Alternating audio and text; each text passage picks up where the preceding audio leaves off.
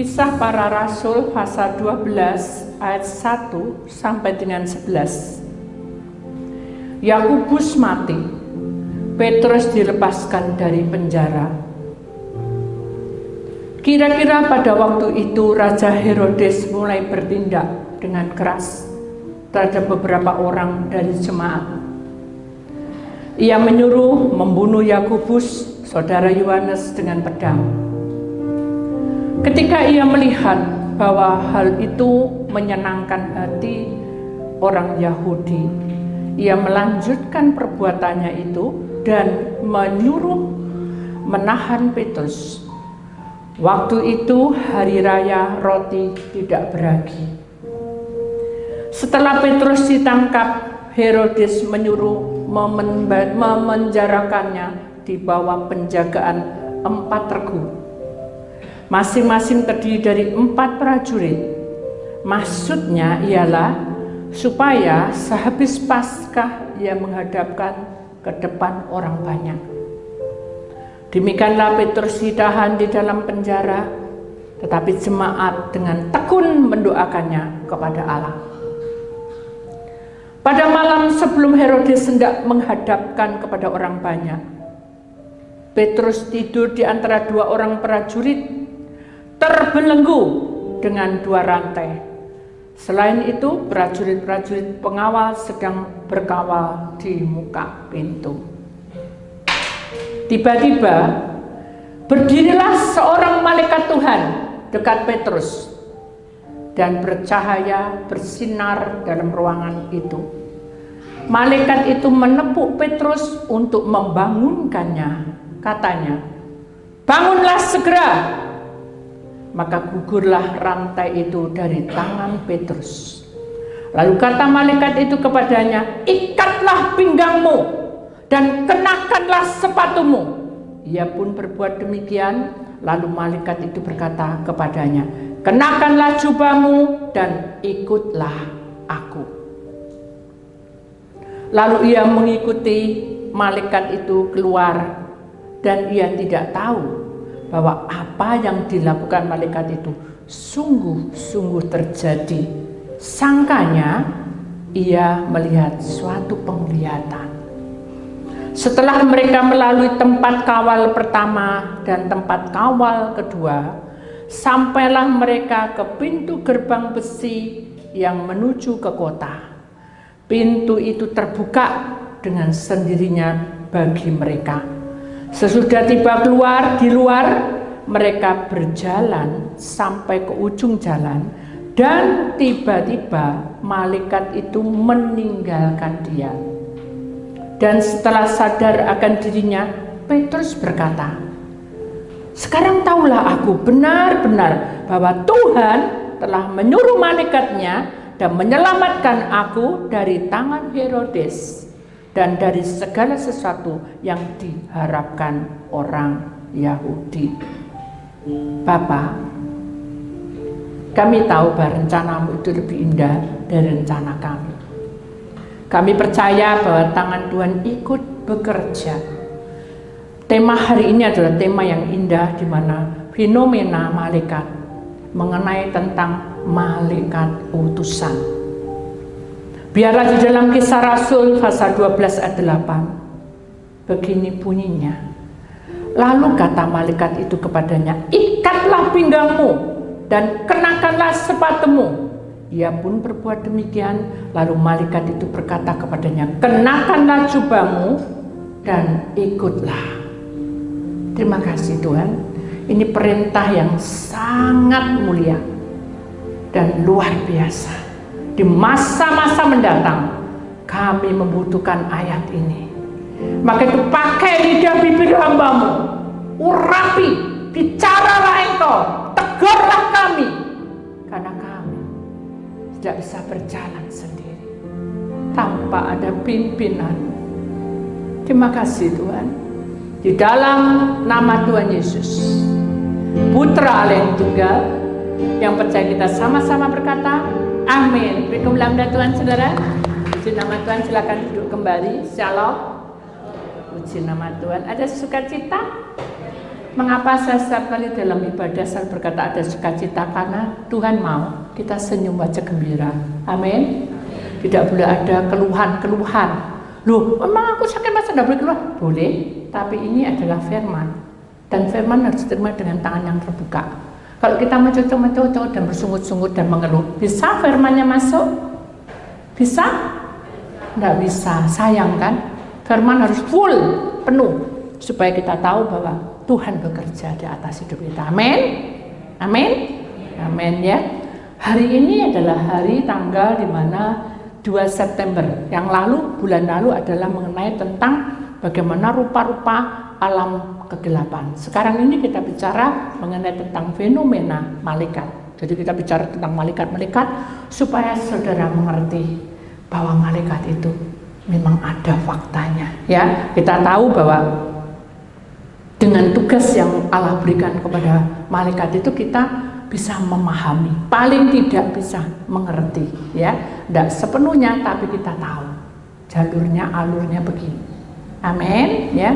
Mari kita imani saudara bahwa di dalam kitab Kisah Rasul ini, saudara, kita mengingat bahwa seorang hamba Tuhan, ya, seperti Petrus, ya. Kemudian juga seperti Yakobus dan orang-orang atau hamba-hamba Tuhan yang lainnya itu harus bergumul, ya. Mereka melakukan kebenaran sesuai dengan firman Tuhan. Lalu bagaimana Bu? Itu kan zaman dulu, ya. Zaman sekarang bagaimana? Zaman sekarang juga masih berlaku, ya. Sebagai hamba-hamba Tuhan harus juga sesuai dengan firman Tuhan. Dan sebagai anak-anak Tuhan juga harus mengikuti perintah firman Tuhan. Amin. Seperti apa perintah firman Tuhan? Saudara, kalau hidup kita ini, saudara perhatikan baik-baik, kalau hidup kita ini hari demi hari penuh dengan tekanan, hari demi hari penuh dengan banyak masalah, hari demi hari tidak ada jalan keluarnya, hari demi hari sepertinya kita ini bergumul tapi kok rasanya tidak ada jawaban. Kira-kira ada rasa kecewa? Halo? Ada rasa kecewa? Ada? Lu jujur saudara, ada? Pasti ada. Saya juga pasti ada. Demikian juga pada saat Kisah Rasul 12:1 sampai 11 ini menandakan bahwa Petrus dan Yakobus itu ada sepelayanan. Tetapi kalau kita perhatikan dengan kisah ini, Petrus ini sudah mengalami suatu tekanan di mana Yakobus sudah mati lebih dulu. Dan pemikiran dia adalah sebentar lagi dia akan mati juga. Karena dengan berita yang sumbang, dengan berita yang tidak karu-karuan itu, pasti ada berita yang bergosip dan tidak membangun. Sama dengan hidup kita. Kamu tuh loh, apa sih? Pelayanan, bel, mungkin gitu ya saudara. Apa buktinya? Mana? Tuhan pernah tolong apa sama kamu? Atau mungkin kamu loh melok sama Bu Titi. Apa sih yang kamu dapat? Sudah didengar doa apa belum? Nah itu saudara. Kalau saudara melayani atau kalau saudara mengikuti suara Bu Titi itu salah saudara. Tapi itu harus suara Tuhan. Dan para malaikat itu menjadi saksi kehidupan kamu. Nah sekarang bagaimana caranya? Kita belajar dari Petrus saudara. Petrus adalah hamba Tuhan. Petrus tahu firman Tuhan. Dia hafal betul. Dan dia tidak usah omongi kita apa-apa, dia sudah buka. Karena Petrus memang pinter, lihe. Kalau orang bilang itu cuming, pandai. Apapun dia cekatan. Itu Petrus, ya. Petrus itu selalu kalau dibilang dari murid-murid Tuhan Yesus, dia itu paling pinter gitu, ya. Apapun, bukan ngambil hati, tapi dari perjalanan hidup dia banyak memenangkan banyak jiwa, ya. Tapi Petrus tidak memikirkan menang jiwa, saudara, tapi dia memikirkan ke depan ini bagaimana. Pernah tidak saudara memikirkan seperti itu? Dulu aku gak mikirkan masa depan, ajur Bu rumah tanggaku. Kalau aku tidak mikirkan program masa depan, ya aku masih muda gini ya, mungkin aku jadi pemabuk. Ya, maksudnya adalah Petrus itu mengajarkan dalam kehidupan kita sehari-hari bahwa Petrus ini belajar untuk menerima kenyataan. Buktinya apa? Buktinya dia sudah tahu bahwa sahabatnya Yakobus sudah mati. Dia dirantai, dibelenggu. Ya, ini sudah di dalam kitab Kisah Rasul 12 ayat 7 ya. Dia ini dibelenggu, sudah diikat, tidak bisa kemana-mana, kasarannya begitu ya saudara ya. Besok itu Raja Herodes akan menghukum dia dengan mati, kasarnya gitu. Tapi nama Allah itu membuka kronologi hidup Petrus, belum waktunya mati.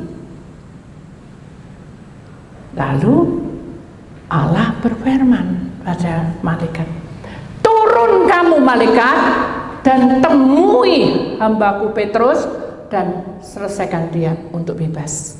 Karena belum waktunya mati, dia harus melayani aku. Siap, turunlah malaikat itu.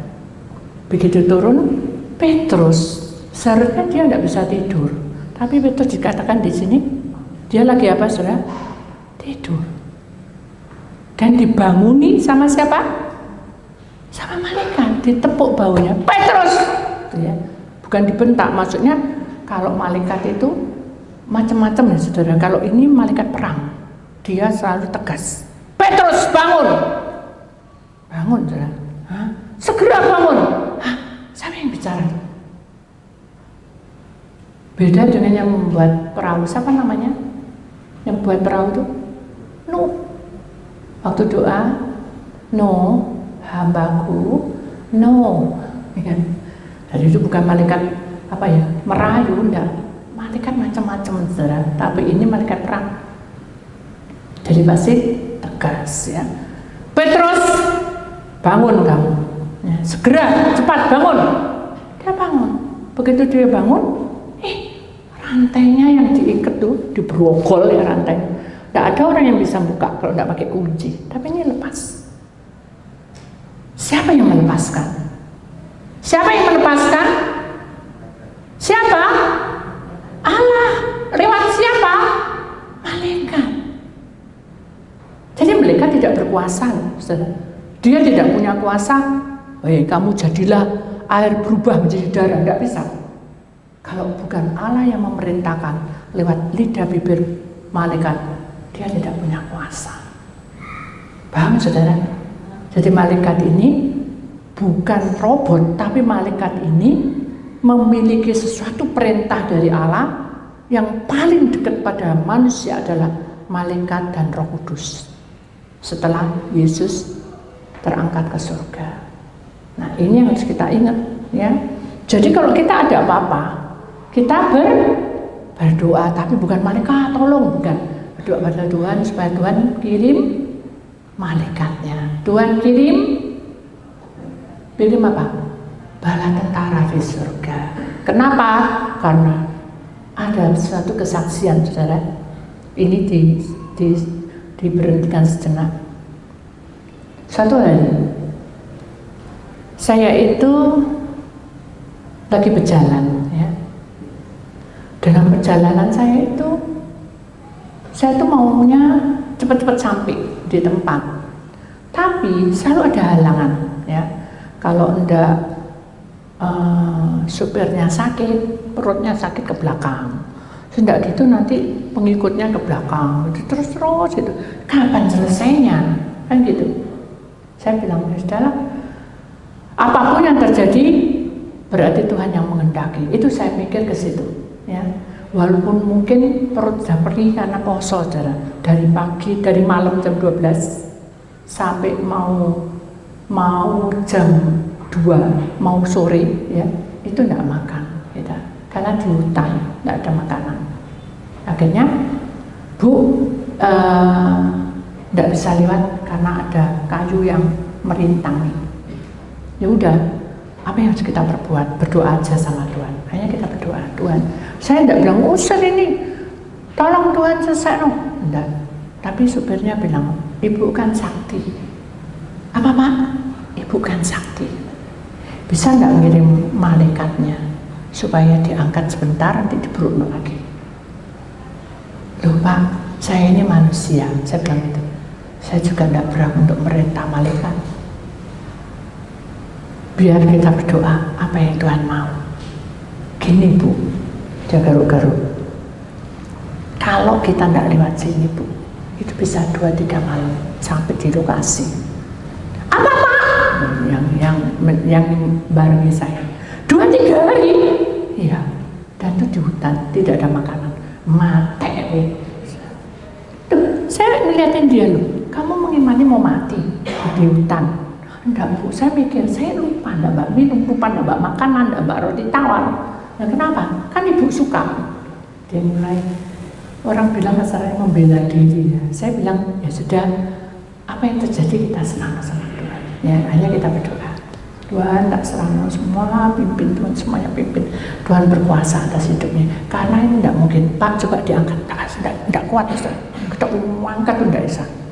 Jadi kita tuh berenam, tidak bisa angkat. Karena belakang bawahnya itu jurang. Jadi kita bereset ya jatuh semua, tidak ada pinggiran. Jadi itu kalau kita minggir aja itu jatuh semua. Itu apa tanah-tanahnya. Jadi semua takut gitu. Akhirnya saya bilang gini, sudah kita berdoa aja sama Tuhan. Akhirnya Tuhan mengirim. Aku akan mengirim malaikat turun kamu dan bantu hambaku untuk menyelesaikan ngangkat itu pohon. Oh ya, puji Tuhan. Jadi yuk selesai, yuk kita angkat. Tidak bisa Bu, tidak bisa, tidak bisa Bu, tidak bisa. Well gitu sudah tidak apa-apa. Yang penting kita berusaha sekali lagi. Tapi pada waktu dipegang, malaikat bilang jangan dipegang. Aku ada di tengah-tengah. Kamu hanya mengganjal batu aja. Oh ya, di mana ada batu ya? Itu ada di ujung. Jadi malaikatnya nunjuk di ujung sana ada batu. Pak, Bapak pergi ke sana Pak, ada batu Pak. Tidak ada batu. Ngeyel gitu. Pak pergi ke sana Pak, pasti ada. Ada Sir. Ini taruh mana? Taruh di bawahnya itu diganjel. Diangkat bisa dong. Tapi itu gini kan susah. Akhirnya diganjel, jadi agak tinggi. Ayo kita angkat sama-sama. Ya sudahlah, aku percaya. Ya sudah Pak, harus percaya. Gitu loh. Begitu diangkat, saya melihat malaikat itu dorong gini, nyuruh, jatuh di sini ringan, jatuh di sebelah sini. Terus, loh, kok aneh ya katanya supirnya. Tadi itu berat dong Bu, sekarang kok enteng. Dalam hati saya, malaikat yang ngewangi, bantu. Gitu. Saya bilang gini Pak, nanti kita doa lagi ya, ayo kita masuk. Karena tidak boleh malam. Kalau malam kita tidak tahu jalan Pak. Oh ya Bu, benar, Ibu kok tahu? Nah, terus, jadi nama Allah itu mengirim malaikat untuk memberi petunjuk. Ya, kita akan tahu apa yang terjadi karena malaikat itu sudah diberi petunjuk oleh Allah. Sama dengan Petrus ini. Pada waktu dia sudah dibuka brogolnya, kita kembali ke firman Tuhan. Tuhan memerintahkan kepada malaikat, ikatlah pinggangmu. Ikat pinggangmu. Maksudnya apa? Memangnya maaf Petrus dalam posisi tidak sopan, pasti sopan lah. Tidak mungkin terikat itu, tidak mungkin. Ya tak buka sih. Itu adalah suatu, kalau di dalam dunia roh itu mengikat pinggang itu artinya adalah menyelesaikan duduk perkaramu itu dengan mantap, seimbang.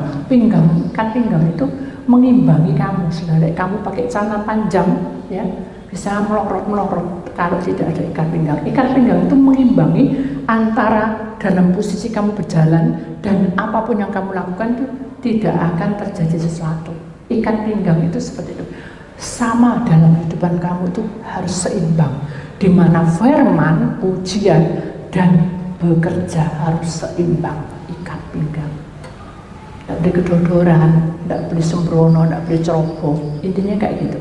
Lalu kenakanlah sepatumu. Saudara, maaf, saya jangan ketahui saya. Saya ini sudah baca ini, saya bilang gini, lah aku jadi Petrus, salah, lek gini. Tuhan tunjuk sesuatu, saudara. Maaf saudara ya, tadi siang saya pergi ke suatu tempat. Saya tahu bahwa sekali, tapi saya harus ke sana. Saya tuh pakai sepatu salah, saudara. Itu sepatunya punyanya mana? Jadi saya masuk ya masuk, tapi mulut Jadi sepatu ini tengahnya itu kayak buaya, plek, plek. Saya kok jadi kayak gini ya? Aduh ya apa ini ya? Itu saudara. Tuhan, tak serano. Kan saya tidak doa. Lah kok tidak mau bilang itu Tuhan? Kalau sepatunya itu kayak buaya. Nah sini apa? Dalam hati saya, otak saya tak seret aja. Jadi saya ada caranya. Ya. Begitu seret sampai di tempat lokasi, lepas saudara. Malu enggak? Malunya kayak apa saya? Tapi saya bilang sama Tuhan, Tuhan, ini apa Tuhan? Tuhan bilang, malaikat turun, bilangi, itu loh, siapa tidak melihat? Oh iya tuh, tak lihat, lihat, tak ambil itu saudara. Jadi lepas itu tak ambil, terus tak masukkan, tak katakan di kelas, kayaknya jadi tanpa sama Tuhan. Saya gitu, jadi saya jalan tanpa ada alas, jadi pincang-pincang jalannya. Keren toh? Di setan mulai bilang, dulu hamba Tuhan pakai sepatu sisian, malu, ya malu, jujur, saudara. Tapi Tuhan masih kenapa? Saya bilang sama Tuhan, Tuhan saya bilang, jangan dipermalukan. Saya bilang, saya hamba-mu, saya berserah. Tuhan kirim malaikatnya, tak tutup semua matanya, bukan tutup gini, semua tutup, tidak ada yang melihat saya. Jadi saya itu jalan diklang. Kenapa? Karena satunya tinggi, satunya pendek. Terus saya lihat ini, Tuhan, muka aja bolong. Bolong atau enggak pakai sepatu saya. Tak lihat gini, ternyata nutup, rapi dan tidak lubang. Tuhan izinkan saya untuk rendah hati. Kamu kan sudah semua selesai, saya bingung, gak dijemput-jemput. Nasi centar-centar. Dan Tuhan bilang, kirim malaikat, bilang kamu di belakangmu tuh ada penutup, tutupan kepalamu biar gak pusing. Oh ya, hanya saya ingat ditutup. Tuhan belum ingat sama saya. Sudah kamu nyebrang, oh sebentar lagi datang. Saya 1 jam berdiri di sinar matahari menunggu jemputan. Setelah itu saya jalan di halte. Wah, bus besar jalan. Ya, Tuhan izinkan. Enaknya naik bus ya. Aku di sini ngenteni, gak datang jemput. Kok buru-buru? Saya itu panas sesek. Tuhan tidak izinkan saya sesek loh. Tuhan buka pertama pandangan orang gemuk. Jalan sama mengke-mengke. Tuhan kirim malaikat dan dia berkata, terpujilah nama Tuhan, kamu tidak menggam-menggam seperti itu. Iya Tuhan, terima kasih. Saya terus datang lagi naik sepeda motor ya. Tak pikir itu ternyata ada orang dan anak kecil. Dia bilang, ya aku ini tidak suka loh untuk ngomel-ngomel gitu saudara. Panas sekali, aku tidak suka, aku lapar gitu ngomel-ngomel gitu anak kecil. Diam. Tuhan tunjukin, kamu ngomel kayak gitu, enggak Tuhan. Enggak segitu kamu harus apa? Nyanyi. Jadi itu panas terik matahari, saya nyanyi. Hatiku penuh nyanyian, terus nyanyi lagi.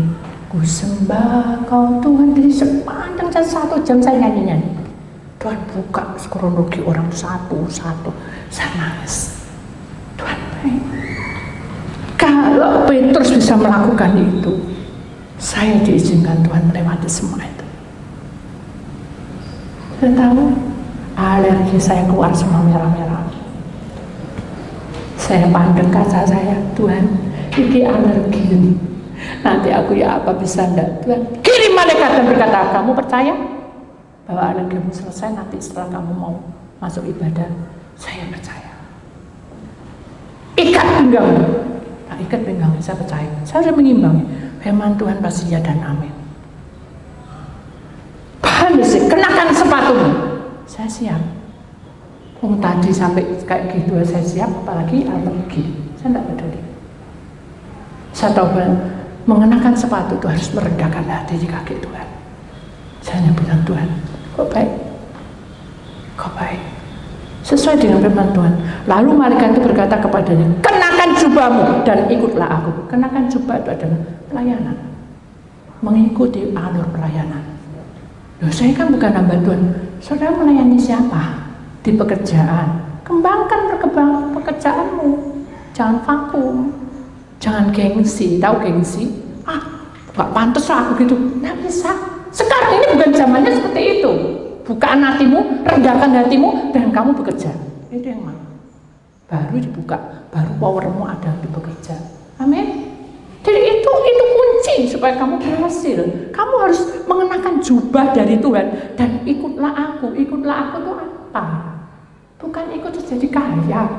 Itu proses, itu ke belakang. Tapi ini doma desikalama. Yang utama adalah yang terutama di dalam hidup ini apa? Apa? Nah, memuliakan nama Yesus. Yang terutama di dalam hidup ini apa? Nah, itu kuncinya. Kalau saudara bisa melakukan itu, Tuhan tidak pernah berhutang padamu. Jadi makanya saudara, walaupun Petrus ini sudah menang juara 5.000, itu baru laki-laki perempuan, belum yang anak-anak kecil. Tuhan sih, Petrus tidak peduli itu. Jadi hasilmu yang diberikan pada Tuhan jangan mau pikir. Yang penting adalah kamu melayani Tuhan sampai pada titik nafasmu. Dan kamu bekerja sampai pada titik nafasmu. Rendahkan hatimu, semakin kamu merendah, Tuhan buka semuanya. Amin. Jadi sudah jangan diizin dan jangan gengsi lagi. Karena ini perjalanan. Kalau saya gengsi tadi saudara, mungkin saya sudah lari dan saya sudah naik taksi dan saya sudah tidak mau selesaikan masalahnya. Karena saya harus selesaikan hari ini. Saya tidak mau. Itu komitmen. Kalau saudara menjadi anak Tuhan juga harus punya komitmen. Jangan terus nanti ada masalah, aku malu, tidak pantas lah. Kenapa harus begini, harus gitu. Jangan banyak-banyak peraturan. Rendahkan hatimu dan tidak peduli. Tuhan tidak akan melihat kamu diinjek-injek, tapi Tuhan akan melihat imanmu dan itu akan terjadi. Amin. Saya tahu maksudnya hari ini. Bukaan semua keakuan, buang jauh-jauh. Gengsimu buang semuanya. Kamu harus memandang Tuhan. Saya tidak memandang Tuhan, saudara. Saya lari tadi. Karena pasti di depan banyak orang lihat saya. Banyak. Dan itu loh pincang, saudara. Saudara kalau tahu, saya tuh sampai memperagakan di depannya mantu saya. Dia ketawa cekakaan. Mama kok bisa jalan kayak gitu? Pincang ya ternyata ya. Sudah makanya. Tidak ada orang yang lihat, gak ada. Tuhan saya tutup. Karena cara Tuhan itu bukan cara kita. Amin. Mungkin kalau kita dipandangi, mungkin kita bisa jatuh dan kita malu. Tuhan buka semuanya. Tuhan singkapkan. Kalau Petrus bisa jalan, kenapa? Ini bukti bahwa kamu bisa enggak seperti ini. Begitu loh saya. Jadi saya itu di halte menunggu itu, saya nangis. Saya tahu bahwa ini adalah pelajaran buat saya. Dan hal ini tidak mudah karena saya benar-benar mau dipermalukan sama iblis. Tapi saya tetap kuat. Saya tidak lari. Saya biasa. Saya juga jalan biasa. Tidak ada orang yang memperhatikan. Bayangin sudah jelas sekali. Menceng jauh. Kalau saya tidak percaya, lihat. Pun tidak bisa seperti orang jalan. Terus pincang-pincang gak karuan sudah. Nyeret-nyeret itu. Nuh itu sih. Justru Tuhan perhatikan saya selesai, segera selesai. Kenapa? Karena kita menuju ke dalam salib. Bukan saya yang baik, Tuhan mengajarkan. Amin. Sama seperti Petrus. Ketika Petrus sudah lakukan itu, dia menganggap, wah ini hanya penglihatan. Aku mimpi nih jemaat. Itu Petrus. Tapi ketika dikawal pertama adalah, kawal itu adalah pintu penjagaan pertama. Lolos. Jadi jaga itu sudah lewat aja, dia untuk menjaga. Lolos. Kawal yang kedua, lolos. Kemudian pintu dibuka, pintu terlalu aja. Nggak mungkin ada orang yang buka. Buka dengan kuasanya, buka. Karena sabda Allah berkata, buka. Malaikat bilang, buka. Buka, dibuka. Sama dengan berkat. Berkat itu yang punya adalah siapa? Allah. Kalau kawal pertama, pintu pertama, jangan gugur. Pintu kedua, jangan gugur. Jalan terus, kerja sampai apapun kamu. Medan meler kasaran. Cuma sekenapa. Pintu yang gerbang yang terakhir dibuka lebar. Akhirnya Petrus bebas. pelajaran, saya suka. Saya sudah baca dari tadi malam, tapi tidak bisa masuk-masuk. Tapi begitu siang saya bilang sama Tuhan, Petrus gini, aku bisa. Ternyata saya dibikin seperti itu. Ini pelajaran. Dan saya merasa Tuhan baik. Luar biasa. Tuhan baik. Sampai Pak Sapam, karena saya itu takut dan malu. Dan saya tidak berani mendekati halte bis. Itu ada bis. Kita janjian di situ. Saya itu diem aja. Dari jauh kepanasan tak liatin, sepi banget orangnya, sepi banget. Banyak orang masuk, keluar masuk ya tadi macam-macam lagi. Banyak roh yang ketinggalan, banyak roh ini itu tuh. Ada yang seorang bapak ibu sudah datang tuh cerewet. Naik di sini, goblok kamu naik, makanya tuh matanya dilihat. Kenapa?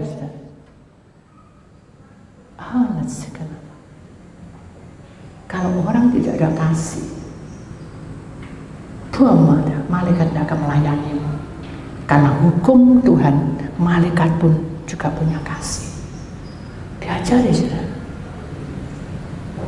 Mari kita juga belajar dari Petrus. Amin. Apapun yang terjadi, kita harus sadar bahwa Tuhan beserta kita. Amin.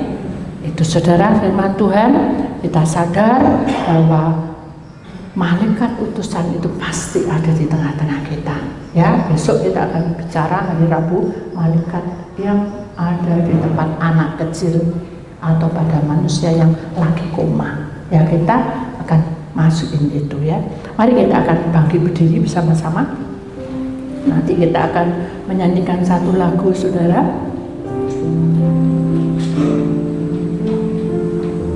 Kita akan baca firman Tuhan lebih dulu. Kisah Para Rasul pasal 12 ayat 8. Lalu kata malaikat itu kepadanya, ikatlah pinggangmu dan kenakanlah sepatumu. Ia pun berbuat demikian. Lalu malaikat itu berkata kepadanya, kenakanlah jubahmu dan ikutlah. Kita doa. Bapa, kami datang, kami sujud menyembahmu. Biar pujian ini menjamah hidup kita, menguatkan iman kita bahwa kita adalah miliknya bersama para malaikat. Kini saatnya kami berdiri di dalam pelataran-Mu, sebab Allah yang Maha Kudus hadir di sini. Mari memuji dan angkat tangan menyembah, sebab Allah Maha Kudus hadir di sini. Kita masuk tata sucinya. Mari saudara kita undang para malaikat. Kita menyanyikan lagu ini.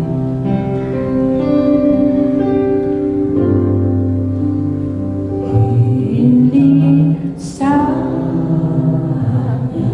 benar berdiri di altarnya. Rasakan saudara. Sebab Allah Maha Kudus hadir di sini. Undang rohnya saudara.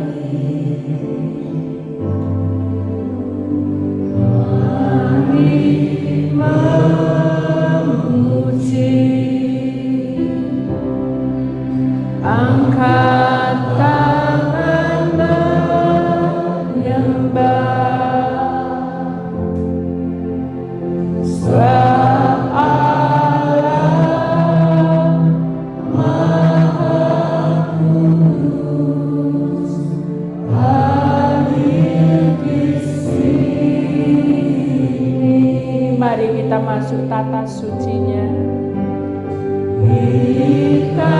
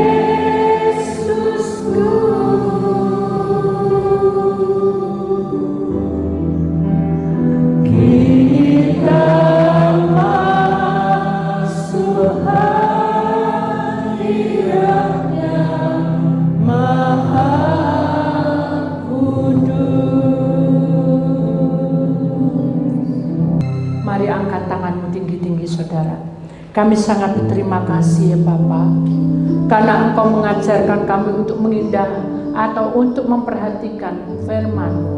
Para malaikat Kau utus untuk menjagai kami. Para malaikat Kau utus untuk menerangi jalan pikiran kami. Para malaikat Kau utus agar kami bisa melewatinya. Ketika kami mengalami alergi di muka Tuhan karena panas, tapi Engkau sudah redakan. Dan kami sangat berterima kasih karena Engkau sudah jadikan kami terang. Maka kami terima hujan berkat di dalam nama Tuhan Yesus Kristus. Maka ladang hidupmu diberkati, ladang rohanimu diberkati, ladang kesehatanmu diberkati, ladang pekerjaanmu diberkati, ladang rumah tanggamu diberkati dengan kuasa Allah Bapa. Kami sujud menyembah dan kami berdoa, dan dengan pujian ini terimalah dalam nama Tuhan Yesus yang percaya kita sama-sama.